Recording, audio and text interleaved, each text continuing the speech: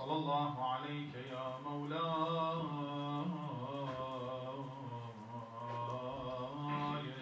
يا رسول الله، وعلى أهل بيتك المعصومين المظلومين، لا سيما بقية الله في الأرضين وحجته على العالمين، الحجة ابن الحسن فداه أرواح العالمين. صلى الله عليك يا مولاي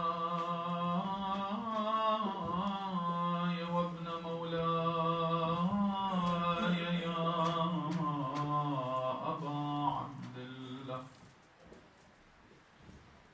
وعلى المستشهدين بين يديك.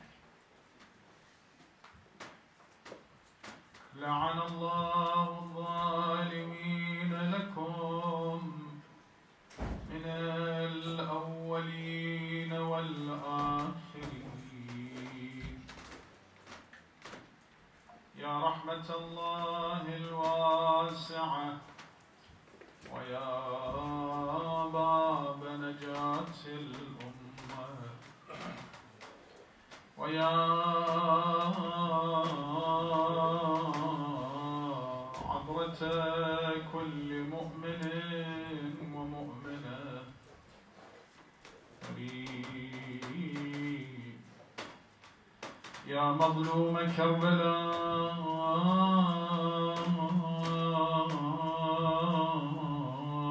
يا ليتنا كنا معكم.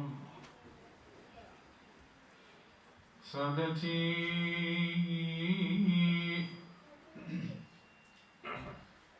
فنفوز والله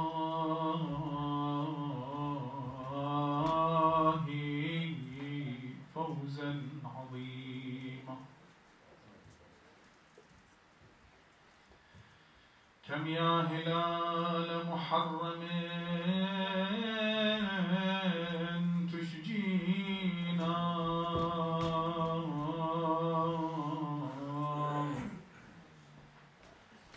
ما زال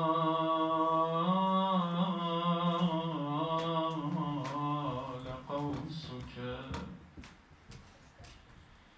نبله يرمينا،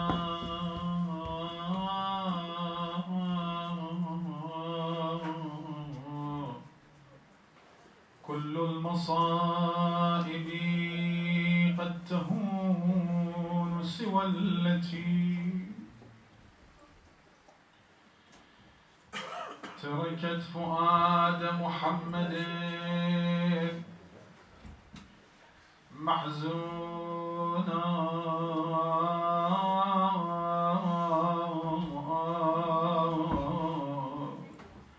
يوم به ازدلفت طغاة أمية،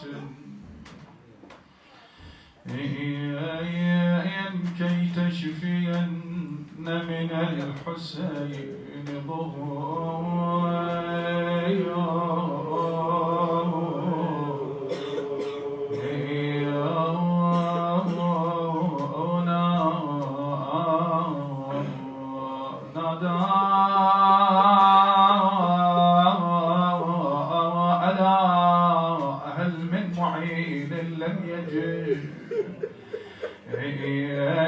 يد إلا المحددة الرقاق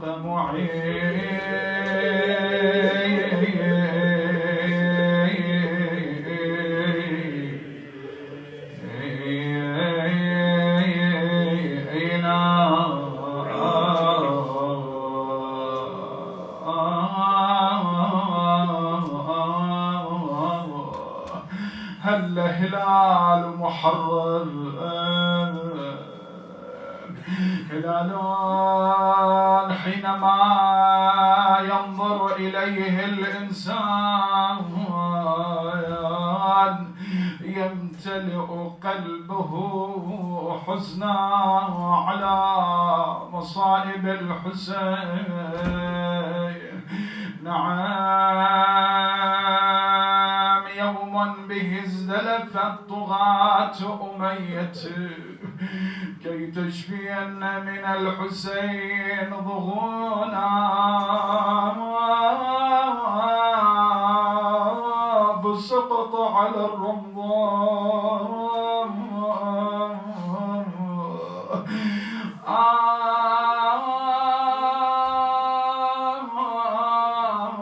منظر لا يحتمله أي إنسان،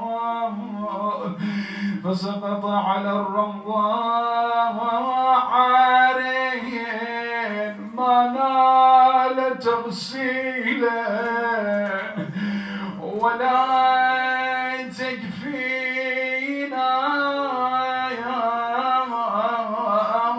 والسروا بنسوتي على عجف المطر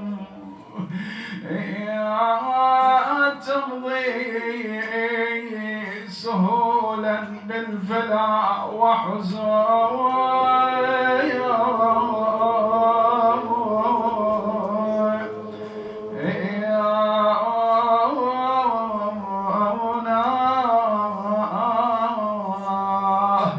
ومثل زينب وهي بنت محمد بدأت تخاطب شامتها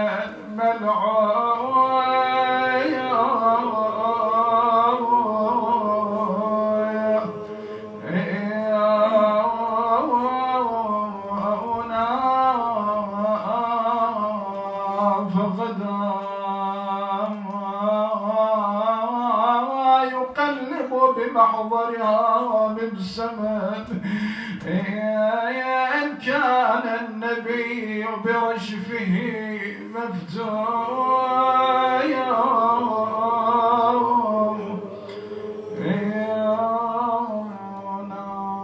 لا حول ولا قوة إلا بالله العلي العظيم. إنا لله وإنا إليه راجعون. قال الله العظيم في كتابه الكريم: بسم الله الرحمن الرحيم: وقالوا كونوا هودا أو نصارى تهتدوا ملة إبراهيم حنيفا وما كان من المشركين. عطروا المجلس بذكر محمد وآل محمد. اللهم صل على محمد وآل محمد. الدين عند الله جل وعلا دين واحد، إنما تختلف الشرائع، بمعنى أن أصول الدين لا تختلف من دين إلى آخر، من المسيحية إلى اليهودية، ومن اليهودية إلى الإسلام، إلى الحنيفية الإبراهيمية، إلى غير ذلك. كل ذلك دين واحد لا يختلف. إن الدين عند الله الإسلام. هذا الإسلام في هذه الآية المباركة لعل المراد منه هو التسليم، لا الإسلام المصطلح الذي نتبعه نحن كمسلمين ونسمى بالمسلمين. إن الدين عند الله الإسلام، ومن يبتغي غير الإسلام دينا فلن يقبل منه وهو في الآخرة من الخاسرين.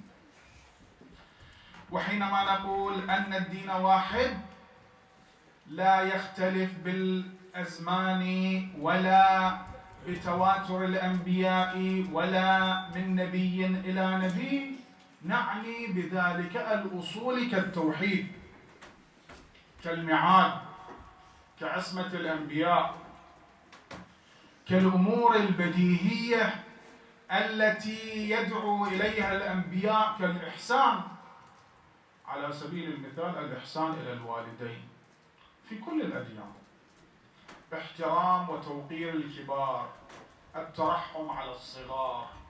يمكن أن يكون الدين الإسلامي أشد رحمة، نعم، أكثر وأوسع وأبعد غورا نعم، لكن الأصول نفسها يمكن أن يكون الرسول وهو كذلك يبين التوحيد أكثر وأكثر، لكن أيضا إبراهيم خليل الرحمن كان على التوحيد، موسى كان على التوحيد، عيسى كان على التوحيد.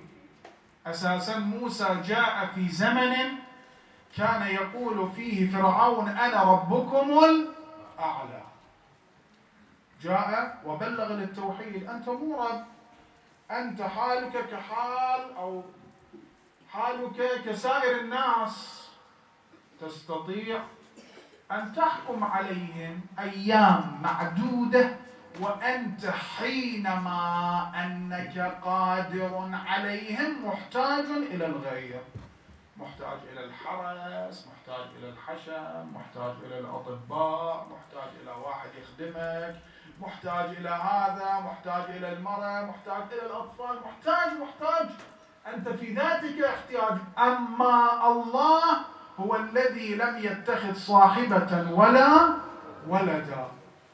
في زمن موسى وفي زمن عيسى وفي زمن رسول الله صلى الله عليه وآله وسلم هذا لا يتبدل، لا يتغير.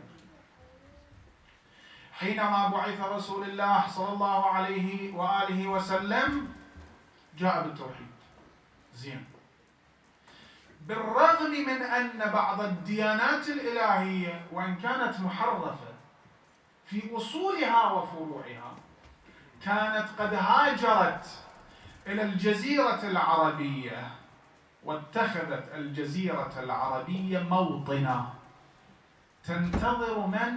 تنتظر بزوغ نور رسول آخر الزمان، وهو الرسول الأكرم صلى الله عليه وآله وسلم، كما يقول القرآن الكريم: ومبشرا برسول يأتي من بعد اسمه أحمد. اللهم صل على محمد وآل محمد. لكن ما كانوا يتوقعون أن الرسول حينما يقوم أولا لا يتبع أباطيل الآخرين، إنما يأتي بأمر ربه. أحيانا في أمور صغيرة كانوا يأتون لرسول الله يستشيرون، يقول: ما كنت لأسبق أمر ربي. تسمية الأطفال، هل هذا أمر كبير أم أمر صغير؟ أمر صغير. يجون يأتون بالإمام الحسين لرسول الله صلى الله عليه وآله وسلم: يا رسول الله ما تسميه؟ فيقول الرسول الأكرم: ما كنت لأسبق أمر ربي. في تسمية طفل حفيدة وهو أولى به من الغير، يقول: ما كنت لأسبق به أمر ربي.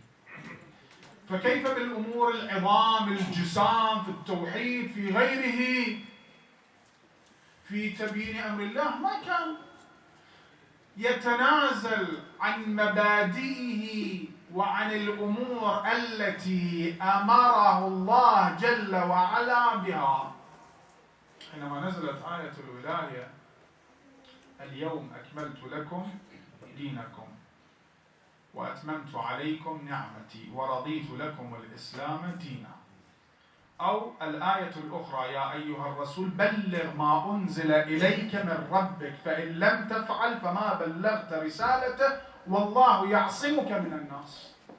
خرج بعض علماء العامة وتحدثوا عن هذا الشطر من الآية: والله يعصمك من الناس، يقولون إن رسول الله سابقا في مكة المكرمة كان يخفي بعض أحكام الإسلام خوفا من الناس، فنزلت في هذه الآية: والله يعصمك من الناس، لا تخاف، بلغ ما أنزل إليك من ربك. يعني يتهمون الرسول بالخيانة، لكن الرسول الأكرم ما ينطق عن الهوى، إن هو إلا وحي يوحى.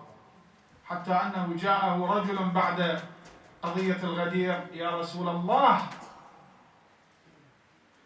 هل أمر علي بن أبي طالب منك أم من الله؟ قال: لا من الله. قال: إذا كان من الله اللهم أنزل علي صاعقة من السماء.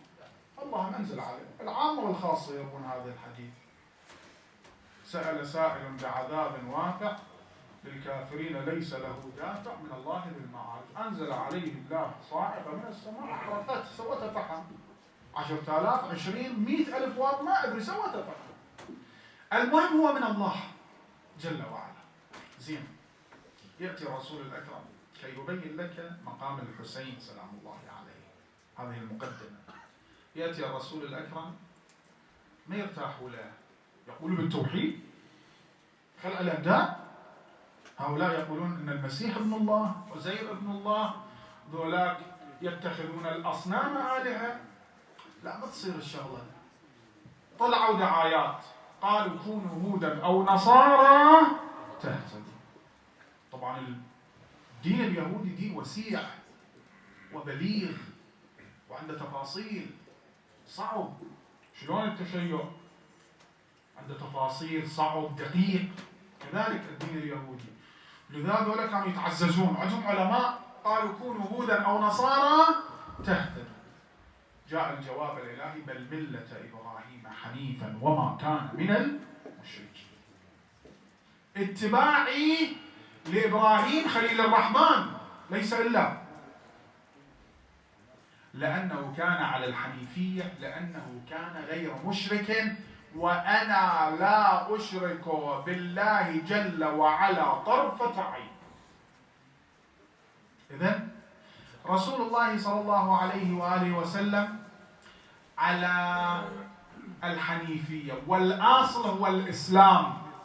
والإسلام هو المجموعة، حتى بالنسبة إلى اليهودية والنصرانية يقال الإسلام كما قال مولانا أمير المؤمنين علي بن أبي طالب سلام الله عليه: لأنسبن الإسلام نسبة ما نسبها أحد قبلي ولا ينسبها أحد بعدي. الإسلام هو التسليم. التسليم في قبل أمر الله، والتسليم هو التصديق، والتصديق هو اليقين. هكذا يبين مولانا أمير المؤمنين سلام الله عليه. لازم واحد يقبل، ما يصير يطلع ويقول أنا أؤمن بالله، إذا قال الله وأمر بأمر يقوم يقول أنا هم أقول. هذا ما عندك تسليم. إذا أمر الله جل وعلا بفعل افعل، أو نهى عن أمر يقول لا أنا ما أرى هذا. ليش ما ترى؟ يعني أنت تشوف نفسك إله في مقابل الرب؟ شو تشوف؟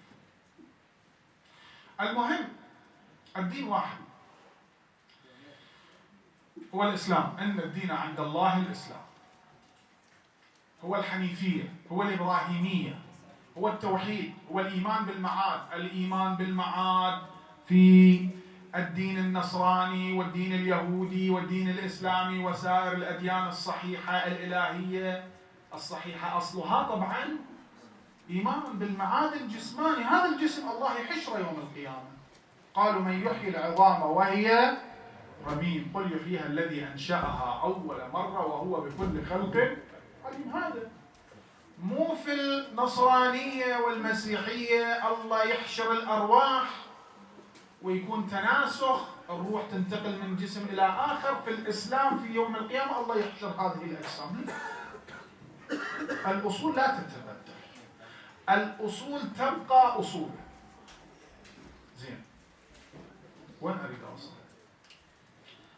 أريد أن أبين معنى ما ورد في زيارات متعددة لمولانا أبي عبد الله الحسين صلوات الله وسلامه عليه، حينما نقف ونقرأ السلام عليك يا وارث آدم صفوة الله، السلام عليك يا وارث نوح نبي الله، السلام عليك يا وارث إبراهيم خليل الله، السلام عليك يا وارث عيسى روح الله، السلام عليك يا وارث موسى كريم الله، السلام عليك يا وارث محمد حبيب الله.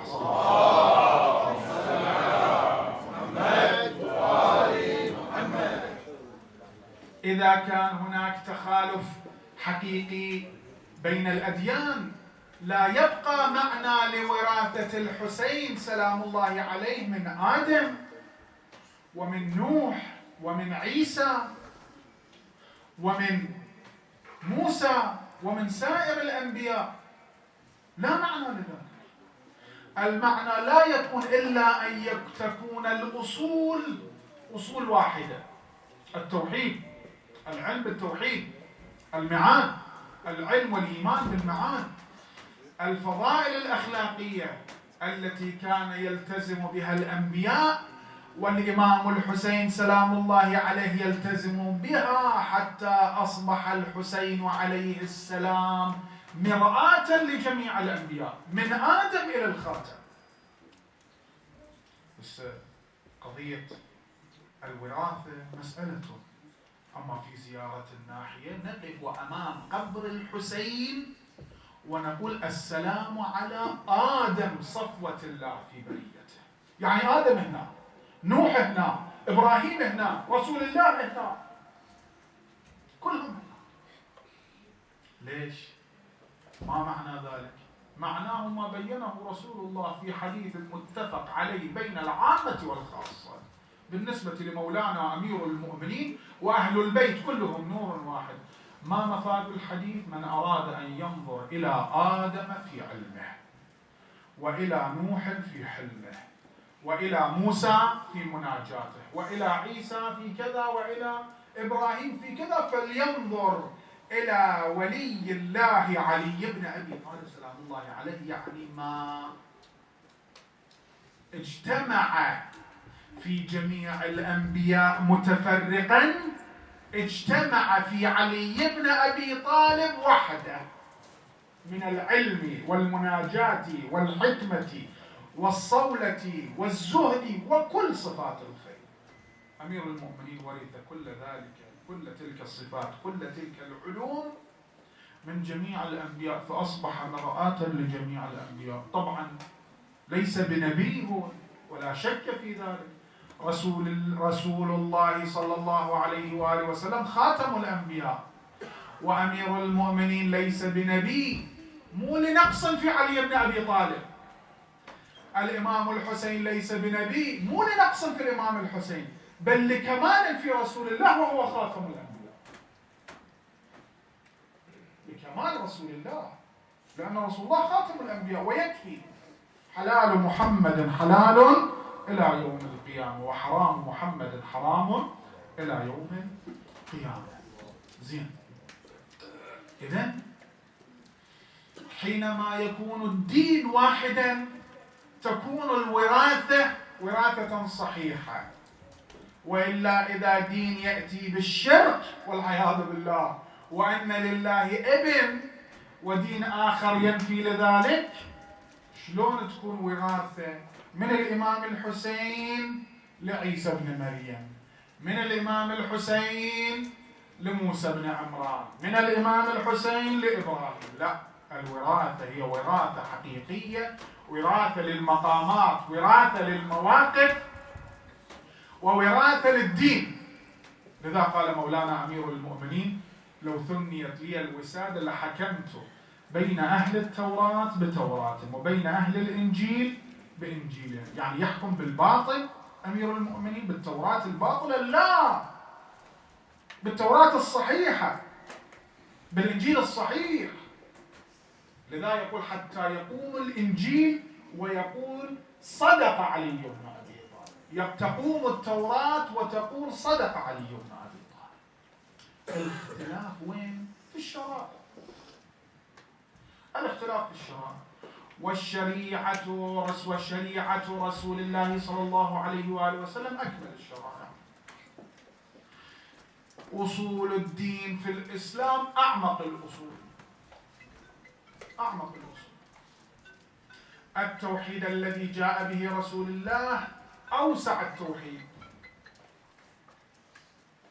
إبراهيم أيضا جاء بالتوحيد، عيسى جاء بالتوحيد، لكن رسول الله فصل كل شيء. في حديث في تفسير سورة قل هو الله الأحد، قل هو الله أحد، سورة التوحيد، سورة الإخلاص، وهي من أهم السور القرآنية. من وين نعرف أنها من أهم السور القرآنية؟ من حديث رسول الله صلى الله عليه وآله وسلم. يقول الرسول الأكرم: يا علي، إنما مثلك أو مثل سورة قل هو الله في القرآن كمثلك في الأمة. سورة قل هو الله تشبهك يا علي بن أبي طالب، مقامها شامخ. ثم يبين معنى ذلك. بسم الله الرحمن الرحيم. قل هو الله أحد الله الصمد. وراثة التوحيد، الإمام الحسين ورث التوحيد من إبراهيم. لاحظ إبراهيم ماذا فعل، ولاحظ الإمام الحسين سلام الله عليه ماذا فعل. إبراهيم جاء في زمن الناس يعبدون الأصنام، ماذا فعل؟ أولا إجا الإمام دعاهم إلى التوحيد، ما قبلوا. قال زين أنتم ايش تدعون؟ واحد قال أنا أعبد الشمس، فلما رأى الشمس بازغة قال هذا ربي. الإمام يقول على سبيل الإنكار، يعني هذا ربي؟ هاي الشمس اللي تطلع بالنهار وتغرب بالليل، هاي الشمس اللي غيم تجي وتغطيها، أهذا ربي؟ القمر أهذا ربي؟ النجوم أهذا ربي؟ إني أسلمت وجهي للذي فطر السماوات والأرض. زين ما قبله، إيش سوى؟ أخذ خطوة عملية. الخطوة العملية للإمام لنبي الله إبراهيم فراغ إلى آلهته، قال ألا تأكلون؟ ما لكم لا تنطقون؟ لا يرى حرمة لتلك الآلهة التي كانت تقدس من دون الله، فراغ عليهم ضربا باليمين فأقبلوا إليه يزفون. قام ثار من أجل التوحيد، كسر تلك الأصنام الباطلة، أصنام ملموسة. أما الإمام الحسين سلام الله عليه قد كسر الأصنام قبله علي بن أبي طالب أبوه وجده رسول الله صلى الله عليه وآله وسلم. لكن الأمة ابتليت بالشرك الخفي. وين ابتليت بالشرك الخفي؟ يوم من الأيام، لاحظ هالرواية حتى أبين لك تفسير سورة الإخلاص من الإمام الحسين سلام الله عليه. ابن عباس جالس في المسجد ويتحدث عن عظمة النملة، الرواية تقول، فقام له واحد قال يا ابن عباس صف لنا ربك حتى نحس بوجوده. فأطرق ابن عباس إجلالا لله، صف لنا ربك. تدري شنو قصده؟ يعني قال له أشوف شلون. سامعين قصة ذولا بنو إسرائيل لما قال له الموسى نريد نجي وياك ونسمع صوت الرب، كانوا 70,000 واحد. نبي الله موسى اختار منهم، ايش قد اختار منهم؟ 7,000. من 7,000 700، من 700 70. وداهم وياه الى جبل طور، سمعوا صوت الرب. سمعتوا ارتاحيتوا؟ ايه. شو تريدون بعد؟ يلا خلينا نرجع. لا، أرنا الله جهرة. سمعنا الصوت، نريد نشوف مصدر الصوت. بس هذول العلماء مالتهم كانوا 70 من 70,000. هذا البشر. حتى أن الرواية تقول لو أن النملة تصورت ربها لتصورته وله قرنان. هذا البشر، المخلوق هذا ضعيف. زين. فقام الحسين بن علي عليهما السلام، كان جالس في المسجد. شوف الإمام الحسين ايش قد مظلوم. ابن عباس حضر الأمة أهلا ومرحبا، لكن أين ابن عباس من الإمام الحسين؟ ابن عباس لازم يخطب، الإمام الحسين لازم يسكت. كما قال مولانا أمير المؤمنين علي بن أبي طالب ليس الزمان زماني. زمان صعب، مو بسهولة الإمام كان يقدر يتكلم. فقام الإمام الحسين، شبهة يجب أن يبين. فقال له السائل ما إياك قصدت؟ قال الإمام سلام الله عليه ما. قال ابن عباس قال تعرف من هذا؟ هذا ابن رسول الله صلى الله عليه وآله وسلم. الإمام بين قال من أخذ دينه بالقياس لم يزل الدهر في الالتماس. اللي يبدأ بقياس الخالق والمخلوق، مو القياس الفقهي الاصطلاحي. من أخذ دينه بالقياس لم يزل الدهر في الارتماس، مائلا عن المنهاج ضاعنا في الإعوجاج، أصف ربي بغير رؤية. ثم بدأ الإمام ووصف الله جل وعلا بما يليق بشأنه وجلاله. الأمة كانت مبتلات بالشرك الخفي، تشبيه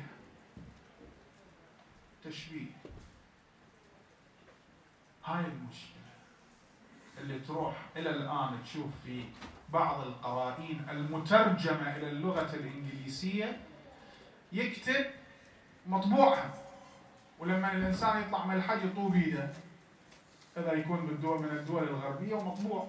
أنا شايف عندي واحد منها. لما يصل إلى مثل قوله تعالى يد الله فوق أيديهم، يقول لا يجوز تأويل هذه الآية، بل يد الله كأيدينا أكبر شوية، وجهه كأوجهنا أحلى شوية. الإمام يعرف ذلك. من أخذ دينه بالقياس يتحدث عن التوحيد ويعبر عنه بالدين لم يزل الدهر في الارتماس، مائلا عن المنام ضاعنا في الإعوجاج، أصفه من غير رؤية بما وصف به نفسه. في حديث آخر يقول ليس برب من طرح تحت البلاغ، اللي تيجي تتحدث عنه رايح وجاي، هذا مو رب. آنذاك الأمة كانت تصلي لله، كانت تقول الله أكبر، ولكن ما كانت تعرف معنى ذلك،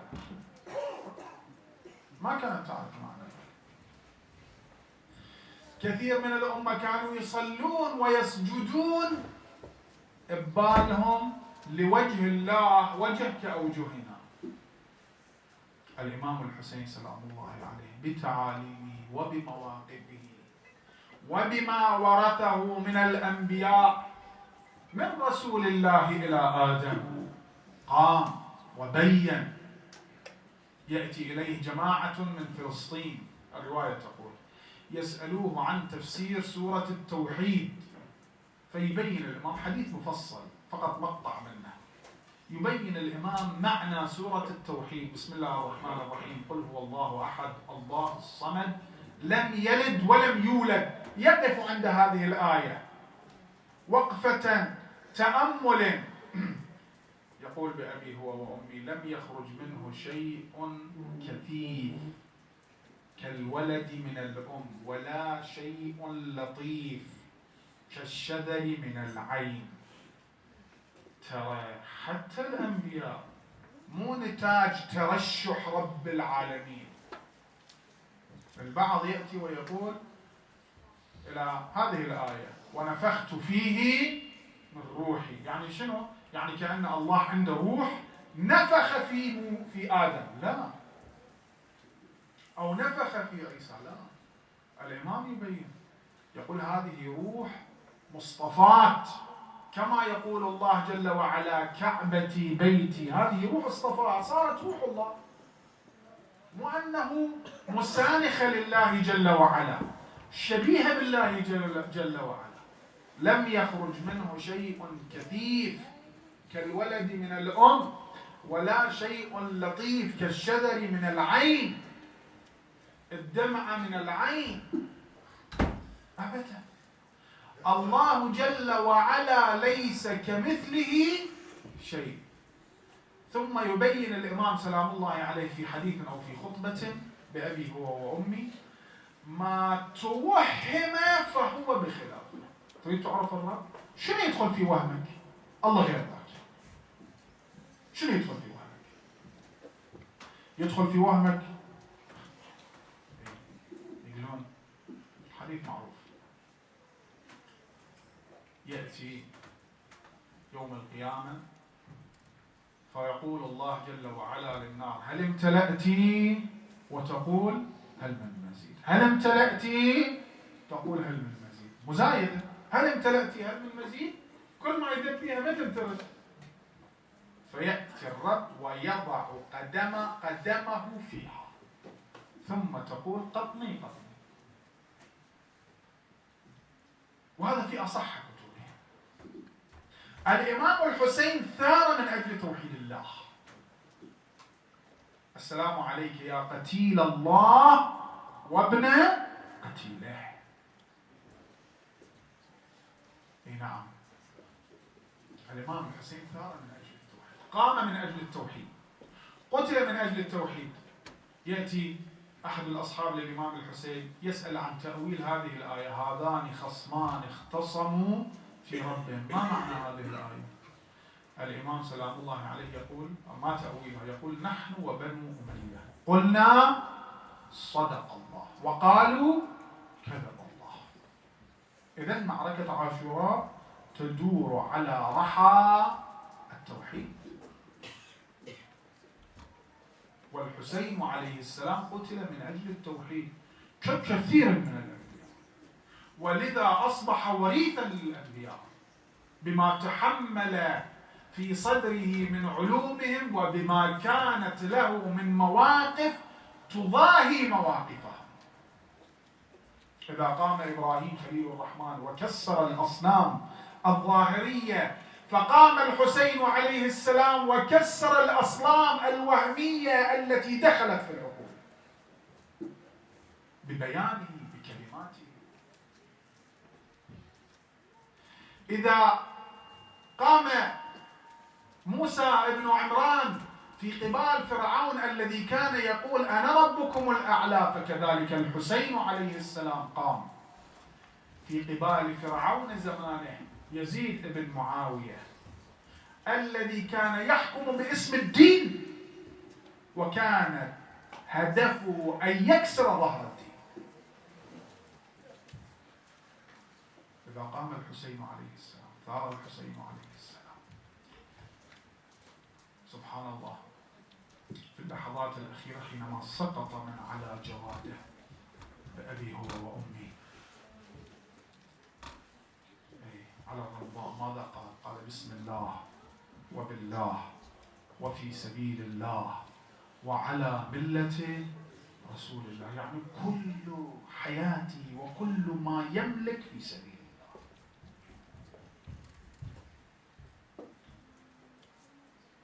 إن أولى الناس بإبراهيم للذين اتبعوه وهذا النبي، وأولى الناس برسول الله الإمام الحسين، حتى قال الرسول الأكرم صلى الله عليه وآله وسلم: حسين مني وأنا من حسين.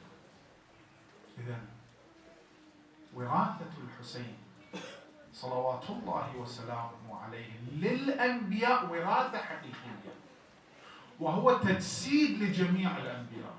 ليش الله سبحانه وتعالى، ونتحدث عن ذلك أكثر إن شاء الله في الليالي القادمة بحول الله وقوته، ليش الله سبحانه وتعالى الأنبياء العظام بحسب رواياتنا، كثير من الأنبياء من الروايات ما ذاكرتها، لكن أنبياء أولي العزم والأنبياء العظام والأنبياء اللي أكو عليهم حساسية خاصة خلاهم يجون إلى كربلاء ويقفون وقفة احترام لأبي عبد الله الحسين، لأن أكو رابطة مو اعتباطية. الإمام الحجة عجل الله تعالى فرجه الشريف يقف أمام قبر الحسين في زيارة الناحية المقدسة: السلام على آدم صفوة الله من برية، السلام على نوح كذا، السلام على إبراهيم، السلام على يحيى، السلام على عيسى، السلام. الإمام الحسين سلام الله عليه في ذاك القبر كل الأنبياء، كل الأنبياء.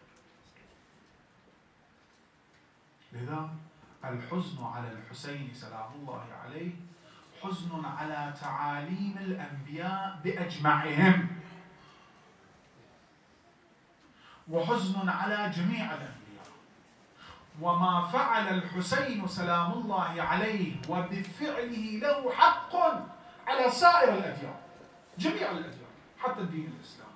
حسين مني وأنا من حسين، وستبقى عاشوراء، وسيبقى الحسين، وسيبقى الأنبياء ببركة الحسين وببركة تضحية الحسين. يبقى ليش وقت الإمام الحسين؟ يبقى إلى ظهور الإمام الحجة فقط؟ لا، يبقى إلى نفخ الصور الأول لا، يبقى إلى نفخ الصور الثاني فقط حينما يبعث الله جل وعلا جميع البشر، لا أكثر. أشهد أن دمك سكن الخلد واقشعرت له أظلة العرش. ترى هاي مو جملة أدبية، فعلا هاي الدماء الطاهرة مال الإمام الحسين سكنت الخلد. مو الحسين فقط سلام الله عليه، فقميص الحسين. روايات متعددة، حتى اليوم شفت حتى أبناء العامة يروون هذه الرواية، أن فاطمة سلام الله عليها تأتي يوم القيامة فيأتي النداء من الله جل وعلا: يا أهل المحشر غضوا أبصاركم لتمر أمتي فاطمة. ينزلون راسهم، اكو واحد بعد يجرى يصعد راسه. هذه حرم وأسد الله الغالب أمير المؤمنين علي بن أبي طالب ابنة رسول الله. هناك يتبين شأنها، في دار الدنيا ما تبين شأنها. في دار الدنيا لطمها اللعين دخلوا دارها، لكن هناك يتبين شأنها. تأتي تقف، زين ادخلي أمتي فاطمة الجنة، لا إلهي أنا عندي شغل. يوم القيامة شنو صاير؟ تنزل من على النجائب وبيدها قميص. لاحظوا الرواية، هاي الرواية العامة والخاصة يروها، اليوم شفت الرواية. وبيدها قميص. قميص من؟ قميص أعظم من قميص يوسف. إذا كان قميص يوسف يحمل رائحة يوسف وفيه الشفاء، فهذا القميص عليه دماء طاهرة. السلام على تلك الدماء السائلة. نعم، دماء من؟ دماء أبي عبد الله الحسين سلام الله عليه. تقول: إلهي إلهي إلهي أريد أن أعرف ما فعل بولدي. 7 روايات أنا شايف بهذا الموضوع، هي مجموعة روايات أنا قاعد أصور لك واقعة المحشر، وسنرى ذلك إن شاء الله ونكون في ركب فاطمة سلام الله عليها. إلهي أريد أن أرى ما فعل بولدي الحسين. يأتي النداء، يقول رسول الله يروي هذه الرواية: يأتي النداء أمتي فاطمة انظري إلى عرصة المحشر، تلقي ببصرها إلى ساحة المحشر لتنظر ماذا تنظر ولدها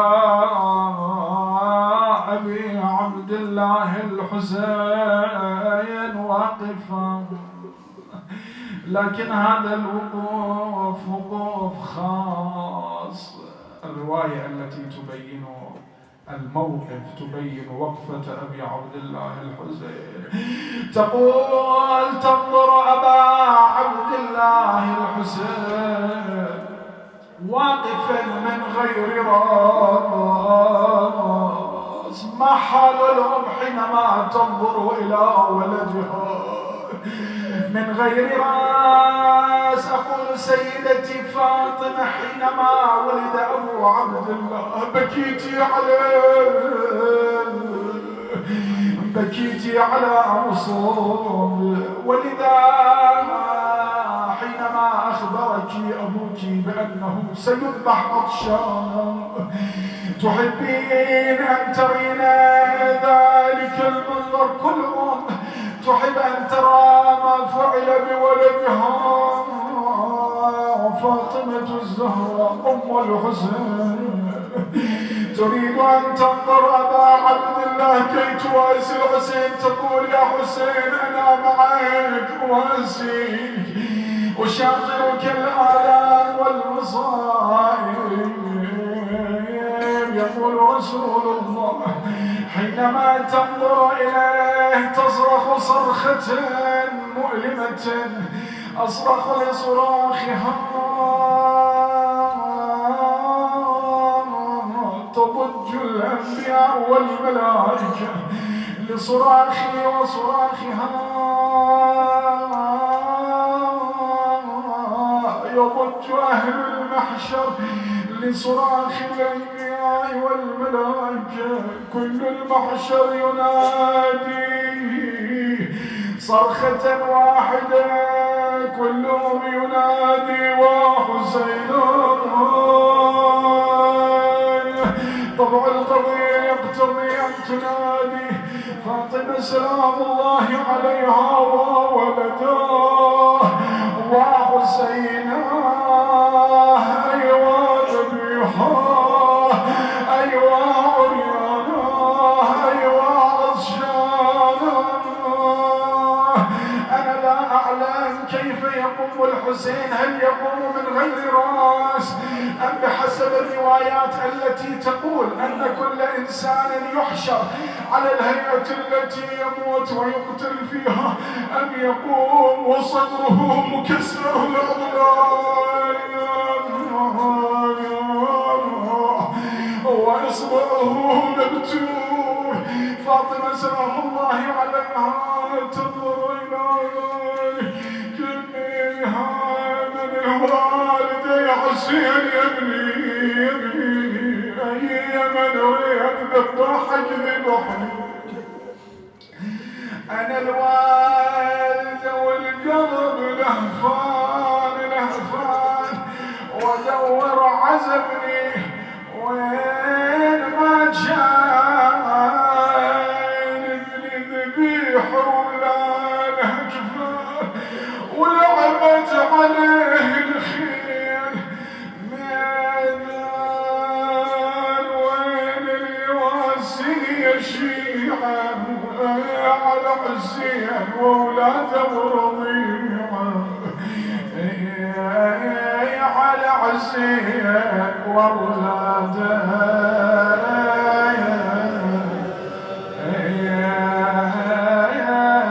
ورضيعه وابن والد عين الطليعه ابو فاضل جفوفه قطيعه فاطمة لو خرج الحسين مجدلا وقد مات عطشان